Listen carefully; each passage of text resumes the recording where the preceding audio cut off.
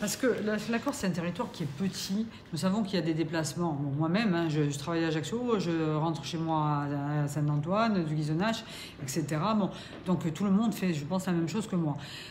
Pourquoi les écoles? Parce qu'on sait que les enfants ne vont pas prendre les mesures qui sont définies, comme je vous l'ai dit, les règles d'hygiène élémentaires, c'est-à-dire se laver les mains, ne pas embrasser, ne pas se toucher les mains, ne pas tousser, ne pas éternuer devant quelqu'un. Ça, un enfant ne peut pas lui demander. Spontanément, il va venir, il va vous embrasser, il va se coller.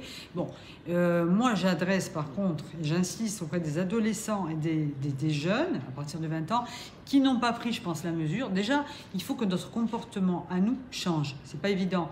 Moi, j'ai assisté, j'étais avant-hier de garde à Ajaccio. Malheureusement, quand il y a quelque chose de grave qui se passe, vous avez spontanément des gens qui viennent, qui vont embrasser les familles, etc. Donc ça, il faut arrêter. On a vu avant-hier, au Pays Basque, il y a eu un enterrement, il y a eu 60 personnes contaminées. Donc vous voyez, c'est pas pour embêter, c'est pas pour faire de la psychose. Si on veut limiter cette épidémie, parce que l'épidémie, elle va y être, des cas graves, il va y en avoir, on le sait, mais on va essayer de limiter au maximum.